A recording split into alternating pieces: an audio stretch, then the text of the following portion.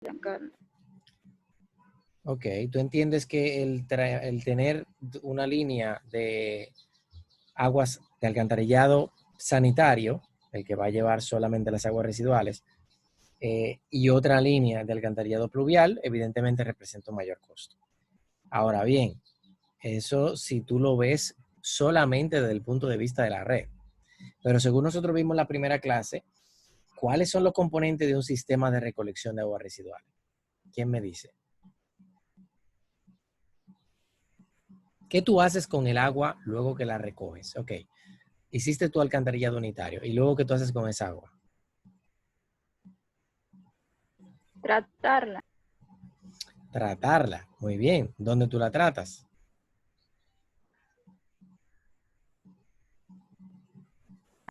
en una planta de tratamiento. En una planta de tratamiento. ¿Pero una planta de tratamiento de qué? ¿De aguas residuales? ¿De aguas pluviales? ¿De las dos cosas? De aguas residuales, no. Ok, perfecto, de aguas residuales porque tú te llevas una sola tubería cargando con ambas cosas, evidentemente no se van a separar sola en el camino. Entonces ahora, no sé si han caído ustedes solos en la idea de por qué no necesariamente, es más, no me voy a quedar en no necesariamente, de por qué no es más económico hacerlo de esa manera. Es cierto que tú te vas a economizar el trabajo de hacer otra línea, pero el tamaño de la planta de tratamiento, de la planta depuradora, para tratar el caudalazo que va a venir del agua pluvial y el agua residual juntas es enorme. El agua pluvial tú no tienes que tratarla. El agua pluvial muchas veces se trata por cuestiones de que si las calles son muy contaminadas, pero en realidad los contaminantes que arrastra el agua lluvia son muy pocos. Entonces tú puedes básicamente tirarla al río. Sin embargo, incluso hay en algunos contextos en el que el río está más contaminado que el agua sucia que tú le echas por el alcantarillado pluvial. Sin embargo, vuelvo y repito, es relativo, porque la proporción que hay entre el costo y el caudal cuando se trata de plantas de tratamiento es enorme. Entonces, el tú tratar toda el agua negra en una planta potabilizadora una planta depuradora sería un problemazo. Entendieron la idea, ¿no? De por qué no necesariamente es más económico el trazar una sola línea. Si tú tienes una sola línea pluvial y una sola línea sanitaria, el caudal que tú vas a tratar con la sanitaria sería relativamente pequeño. Y la pluvial tú simplemente la tiras al río. Bien, entonces, el alcantarillado tiene, aparentemente, sí, el alcantarillado tiene esos componentes que acabamos de mencionar. ¿Qué otro beneficio tendría el hacerlo unitario? Aparte de que es más económico la red, olvidándonos del tratamiento. ¿Qué otro beneficio tendría el hacerlo unitario, el hacer solamente una tubería? Tú mencionaste el mantenimiento. ¿A qué te refieres con eso?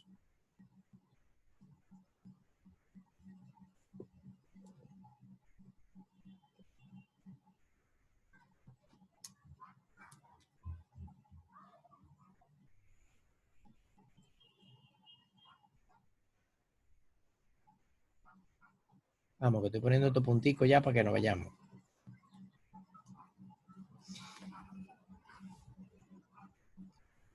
Oh, llegó Eddie. Cuéntamelo, Eddie.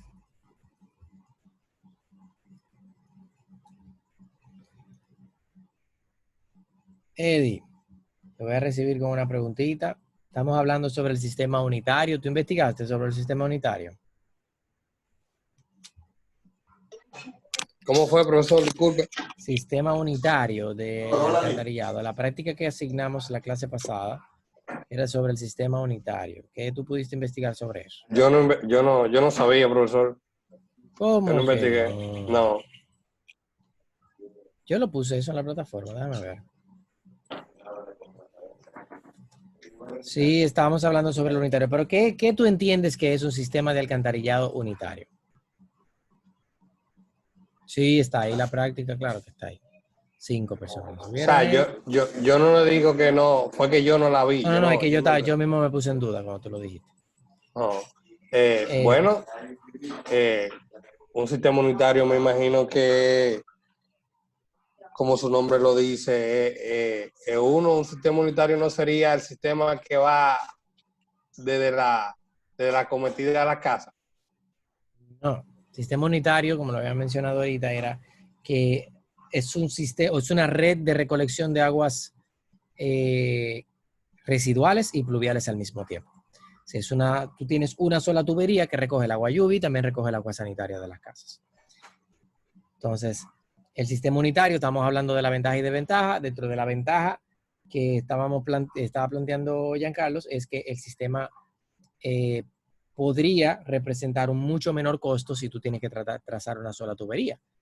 El mayor volumen lo tiene la pluvial, evidentemente. El caudal de recolección pluvial es mucho más grande que el caudal de recolección sanitario.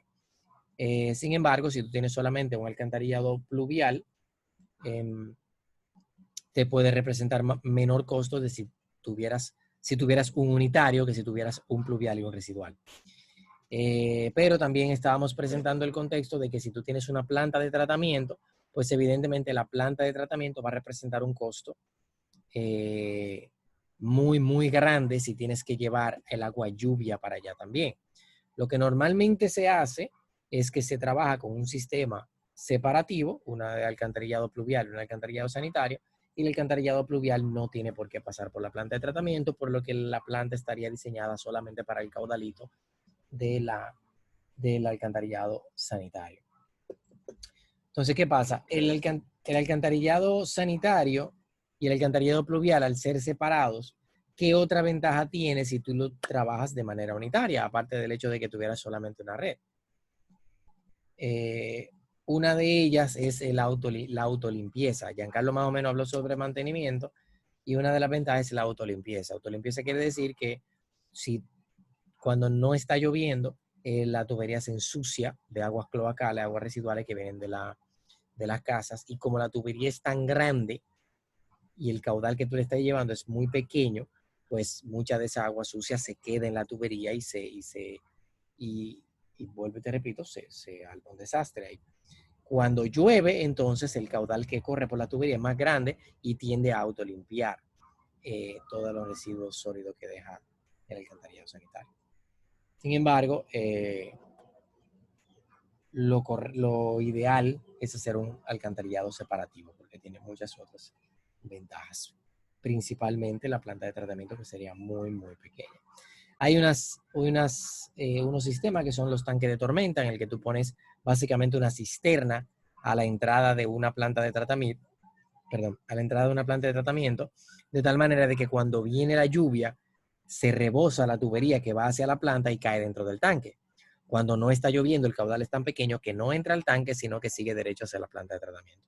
Eso también es un sistema para evitar tener que utilizar la planta para tratar tanta agua.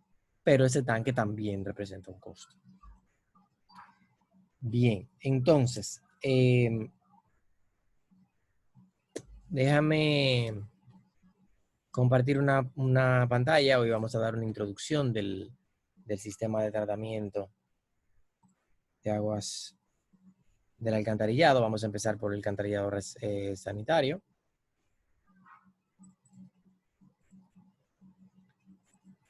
Vamos a empezar por ahí. A ver.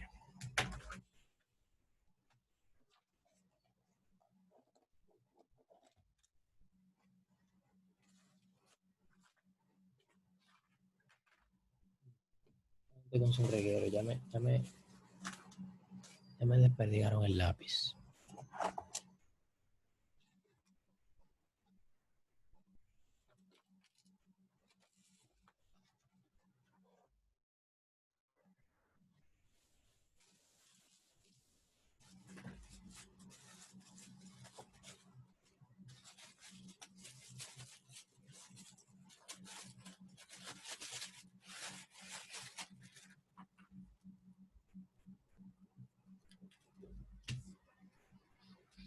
Bueno, hoy toca dar clases sin el lápiz.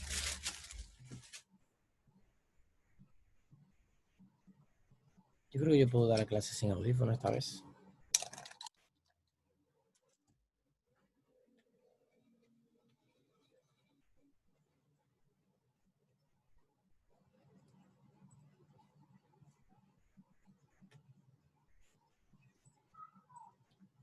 Aló, ¿me escuchan?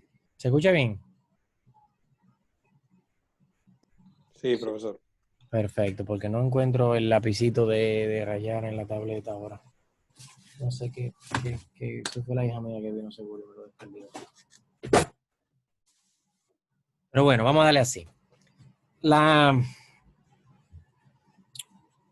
introducción que quiero dar hoy es simplemente tratar básicamente qué información se necesita para el diseño de una red de alcantarillado y cómo, a ver, ¿cuál es la otra parte? ¿Qué información se necesita y cuáles son los criterios de diseño básicos? Ya ustedes van a encontrar mucho más información en la norma del INAPA, la pueden buscar en el reglamento de diseño del INAPA, y también me parece que la CAS tiene un reglamento de diseño que es muy útil. De todos modos, yo voy a poner de tarea al final de la clase el investigar sobre reglamentos de diseño de diferentes países para estos mismos criterios que vamos a ver hoy. Así que para que ya tengan, vaya, Eddie, ve anotando la tarea, que es buscar reglamentos de diseño de diferentes países, hacerme un resumen, una 8 por 11, en el que me explican cuáles son los criterios que se utilizan en ese país en específico. Puede ser país, municipio, estado, lo que sea, que no sea aquí, sin importar de dónde venga.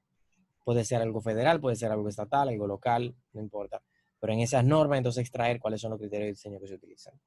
Parecidos a lo que vamos a ver aquí. Bien, entonces, para poder realizar un diseño de un sistema de recolección de aguas sanitarias y pluviales, lo primero que se necesita es una topografía, una muy buena topografía.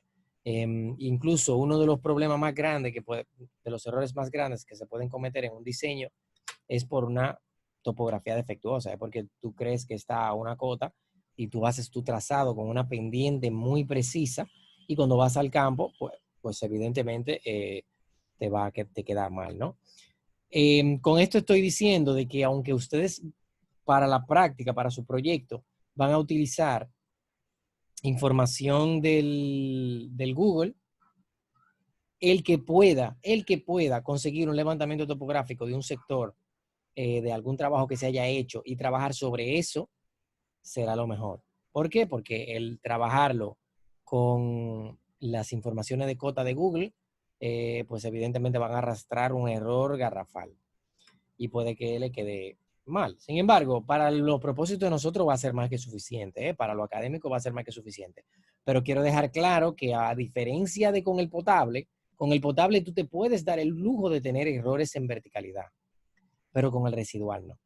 Porque el residual, las obras son mucho más costosas, son diámetros mucho más grandes, son estructuras que tienen que tener una altura y una profundidad bien definida y una pendiente bien definida. Entonces, si tú tienes un error en la topografía, pues evidentemente que te va a fallar, ¿no? Como lo plantea aquí, el tipo de información o levantamiento topográfico del sector, y siempre se debe realizar el levantamiento topográfico exacto del terreno, exacto, lo dice ahí, para conocer su forma y establecer por dónde se va a realizar el trazado. Esta información topográfica permitirá calcular las cotas y la cámara de inspección, bla, bla, bla, bla. La otra cosa que se necesita saber es el catastro. Eso se puede ya con la nueva tecnología, utilizando los mapas, pues es bastante sencillo. El catastro es sencillamente cómo están delimitadas las propiedades. Dice, planos del manzaneo de la zona de estudio. Este reglamento yo lo saqué de Medellín, Colombia, ¿verdad? Así que probablemente muchas de las terminologías se vean de esa manera. En ese catastro también hay que tomar en consideración de si ya existen servicios y por dónde van. Porque eso es importante, porque tú vas a hacer un trazado por la calle de una tubería que tiene un diámetro muy grande. Y si ya existe por el medio de la calle otro tipo de servicio, pues tú puedes tener un conflicto de colocación de tuberías. También te puedes encontrar con túneles, te puedes encontrar con casetas eléctricas, te puedes encontrar con un montón de cosas en el camino del trazado de la red. Y si tú no tienes esa información, pues te puede dar problemas también. En este país realmente, como existe no tenemos tantos servicios subterráneos y como tenemos establecido un criterio de que el agua pluvial va en el medio de la calle, el agua residual va a 1/3 a la derecha y el agua potable va a 1/3 a la izquierda, pues eso evita que haya ese tipo de conflicto. Sin embargo, sí puede existir como quiera. Yo digo que el agua potable es 1/3 a la izquierda, pero en realidad el agua potable la colocan por encima de la tubería de la pluvial. Tienen la pluvial en el medio de la calle, la potable encima, y entonces la residual a un cuarto, perdón, a uno de los márgenes de la calle. Para realizar el diseño del área de alcantarillado se debe conocer la ubicación de la malla vial, bla, bla, bla. Otra es el asunto del consumo. Sabemos que al igual que con el agua potable, en el agua residual vamos a necesitar tener un criterio para la selección de la dotación, para la selección del caudal máximo diario, el caudal máximo horario, ¿no? Entonces, para eso tenemos que tener en cuenta toda esa información que tiene que ver con la dotación, con el consumo, etc. Aquí lo dice más o menos descrito, yo le voy a pasar esta información. Para la estimación de los caudales de agua residual se debe conocer la distribución de la población o de los clientes y su consumo. EPM es el nombre del... Me parece. Sí. Me parece que se llama Empresas Públicas Medellín. Me parece que se llama. Empresas Públicas Medellín. Por eso dice EPM. EPM cuenta con tabla por circuito que resumen el tipo de usuario, sus consumos mensuales y las proyecciones estimadas. Nosotros no tenemos esa información. Así que no se lleven de lo que dice ahí. Aquí podríamos tener algo similar, pero eso no lo tenemos. Para la pluvial, para el sistema de alcantarillado pluvial, se necesitaría la información hidrológica, obviamente.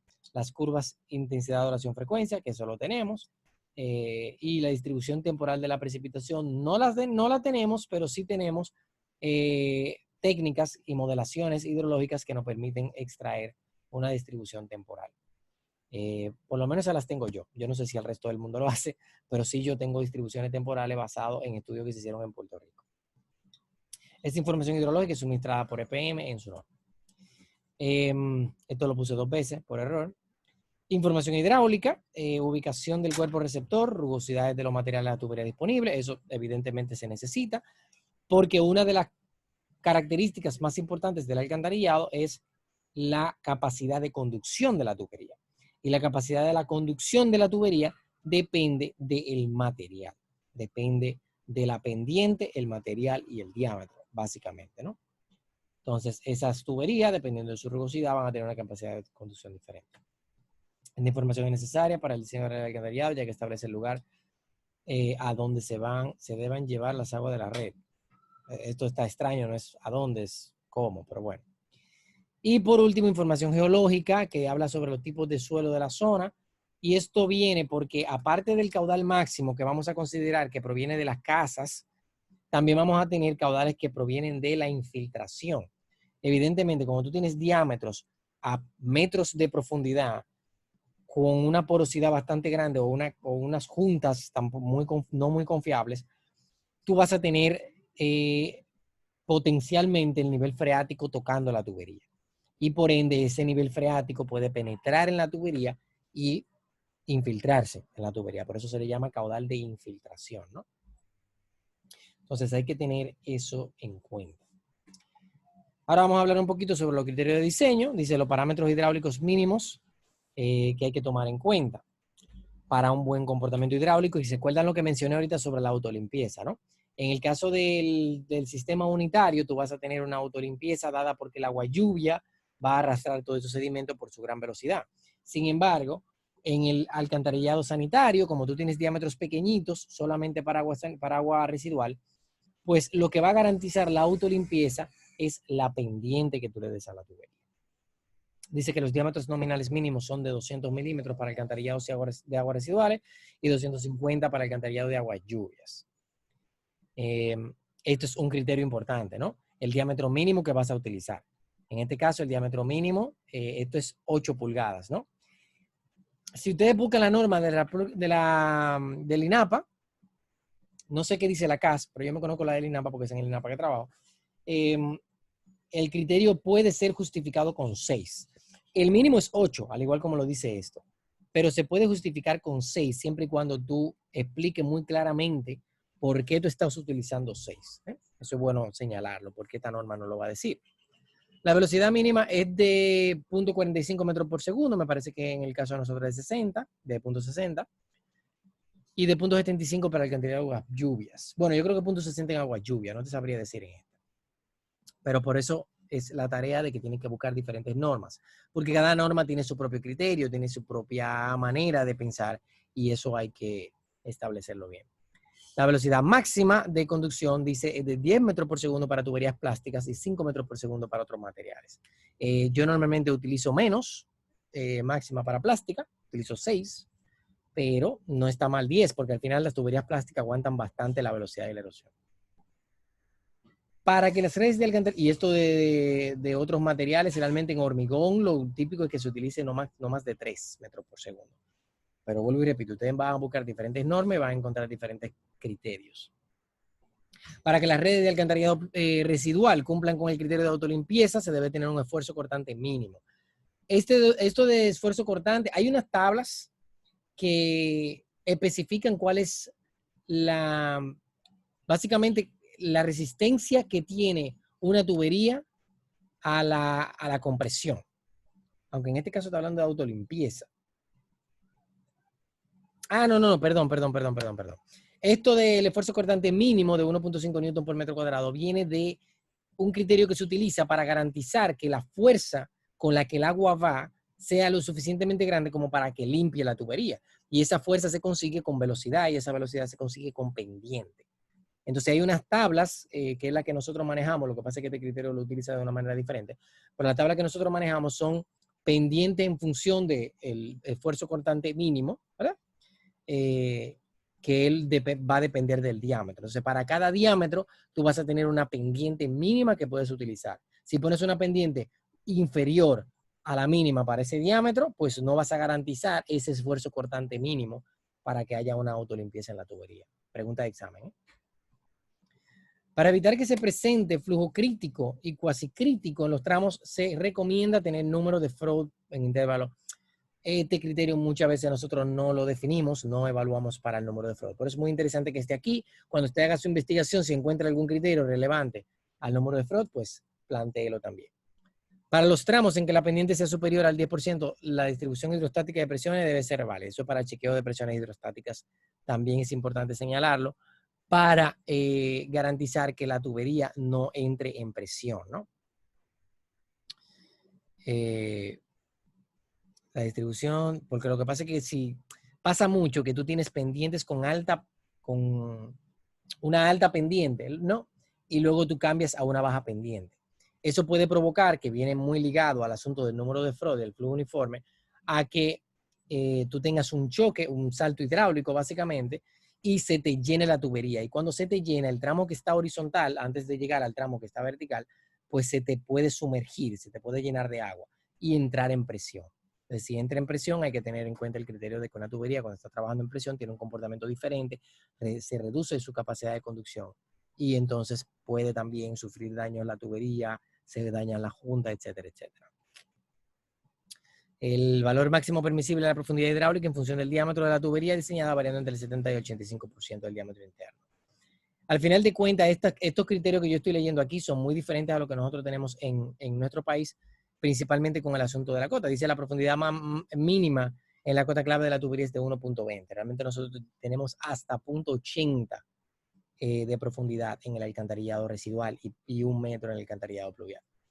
Yo puse esta porque yo normalmente busco una norma al azar, la pongo aquí, porque me gusta que siempre ver una información nueva y ustedes cuando vayan a hacer su tarea, precisamente eso es lo que van a hacer, investigar sobre normas diferentes de diferentes estados, diferentes países. Traten de nunca, si quieren, digan en el grupo la que usted encontró para que nadie trabaje con la misma. Desde que usted encuentre con la que va a trabajar, dice en el grupo, yo voy a trabajar con tal estado o tal provincia o tal lo que sea. No de República Dominicana, de otro país, ¿eh? Y así no me traen la misma. ¿Qué dice Karen Michelle?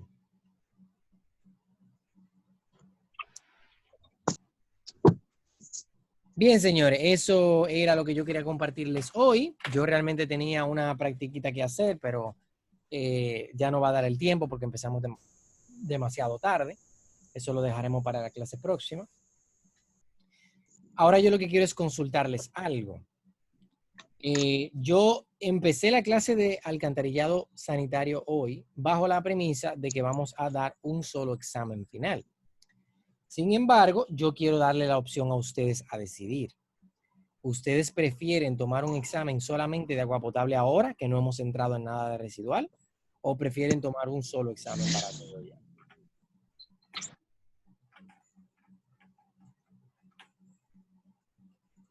¿Opiniones a la 1? ¿Opiniones a las 2? ¿Opiniones a las 3? Muy bien, pues se va a quedar con un solo examen. ¿Cómo fue? ¿Un solo examen final? Lo que yo había planteado era que se iba a dar un examen final. Sin embargo, estoy preguntando si ustedes prefieren tomar un examen ahora, dígase ahora el viernes o lunes, de agua potable, de distribución, de todo lo que vimos desde la clase pasada atrás. O si prefieren tomar un solo examen final con todo ya. No, profesor, 2 exámenes mejor. 2 exámenes mejor, ese es tu voto. ¿Quién opina? ¿Quién tiene opiniones? Vamos a hacer la votación por el grupo. Vamos a hacer la votación por el grupo. Tú di tu opinión, yo voy a plantear la pregunta para que todos entonces participen en la respuesta. Tienen que hacerlo hoy, precisamente porque hoy fue la clase, ¿no? Para decidir si damos ese examencito el lunes. Yo prefiero que ustedes tomen ese examen de ahora porque no es difícil recordar un semestre completo, es más fácil recordar solamente la mitad del semestre, ¿no? Exacto. ¿Qué dice Giancarlo? ¿Qué dice Raiza? ¿Qué dice Marcos? No, profe, yo lo que diga la mayoría. No Bueno, tengo problema. perfecto, perfecto. Pues entonces, hasta ahora está para el lunes, porque es lo que he escuchado con ustedes. Sin embargo, vamos a hacer la votación en el grupo para que tomen esa decisión. Por eso no quería extralimitarme en el contenido hoy también, porque no quería darle la clase demasiado avanzada antes de que se decida hacer una cosa u la otra. Bien, señores, vamos a terminar la clase temprano entonces. Vamos a dar esta clase por dada con la introducción del alcantarillado pluvial y sanitario. Me tiran cualquier duda o observación. Voy a poner voy entonces a sustituir la tarea. No voy a ponerle la tarea ahora. Voy a ponerle la tarea el lunes próximo, el mismo día del examen, ¿no? Para que... o puedo ponerla como quiera, pero que tenga fecha límite de la otra semana de arriba para poder darle el examen. ¿Alguna duda, pregunta o aclaración? Profe, una pregunta. Yo vi que en la plataforma todavía tengo tiempo de entregar la tarea. ¿La puedo entregar? Sí, sí, claro, claro. Está... A ver, ¿hasta cuándo fue que yo la puse? Creo que... No sé, dice que ya el tiempo límite se dio, pero la puedo entregar. Me deja entregarla. Dale. Eso tenía yo que decirle, profe. Yo la subí esta mañana y me dijo como que ya estaba retrasado con 12 horas y un par de minutos. O sea que te la puso parece como para ayer domingo, creo. A ver, aquí dice, hoy es 20, ¿no? Lunes. Está hasta el 20. Está hasta el 24. Está hasta el viernes. Lo que digo es que cuando yo la subí, ¿verdad? Me dio fecha de que la entregué retrasada. ¿Cuándo tú la subiste? Hoy en la mañana. Ah, es que realmente es hasta ayer en la noche. Si yo no pongo la fecha límite hasta la hora de la clase, yo pongo la fecha límite hasta el día anterior. A las 12 de la noche. Si hoy ayer a las 12 de la noche. Okay. Eso es lo que pasa. Pensé que era hasta la hora de la clase. No. Okay, está bien. Yo lo empecé a hacer al principio, pero entonces como yo revisaba mucho las prácticas antes de que empezara la clase, pues empecé a ponerlo de esa manera. Bien, señores, vamos entonces a dar la clase por concluida. Si no tienen otra duda, otra pregunta. Voy a hablar entonces de lo del examen en el grupo. Hablamos ahora. Bien.